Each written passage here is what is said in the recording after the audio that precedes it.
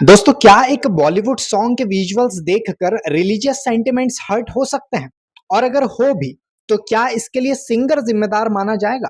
दरअसल honourable Bombay high court ने एक अहम फैसला दिया है, जिसमें कैलाश खेर के खिलाफ रिलीजियस सेंटिमेंट्स हर्ट करने का केस क्वैश कर दिया गया है। 2007 में उनके बबम बम गाने पर ऑब्जेक्शन उठाया गया था कि इसमें डांस और किसिंग सीन्स दिखाए गए हैं, जो लॉर्ड शिवा के गाने के थीम से मैच नहीं करते। अब कंप्लेनेंट का कहना था कि ये हिंदू सेंटिमेंट्स हर्ट करता है, लेकिन यहाँ कोर्ट ने इस केस को सेक्शन 295 ए के दायरे से बाहर माना।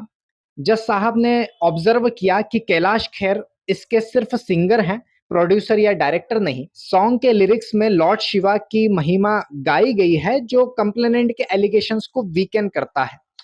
एंड यहाँ डेलिबरेट या मेलिशियस इंटेंट दिखाई नहीं दिया, जो 295 ए ऑफ आईपीसी के लिए जरूरी होता है। तो देखिए, हम यहाँ ये भी समझना चाहेंगे कि रिलीजियस सेंटिमेंट्स एक सब्जेक्टिव चीज है। जो एक इंसान को ऑफेंसिव लगे, जरूरी नहीं कि वो दूसरे को भी लगे।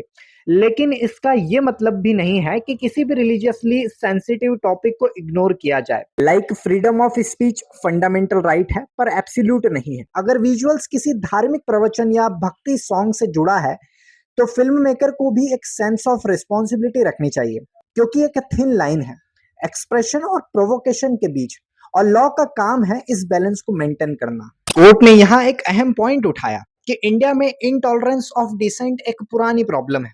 सिर्फ किसी चीज का पसंद ना आना उसको इलीगल नहीं बना सकता। तो कोर्ट ने यहाँ कंप्लेंट क्वैश कर दी, क्योंकि ये एक वीक केस था जिसमें मैलिशियस इंटेंट प्रूव नहीं हो रहा था।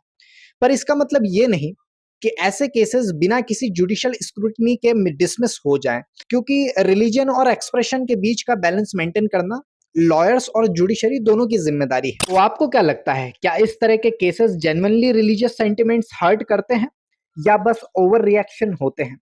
कमेंट करके अपनी राय जरूर बताएं।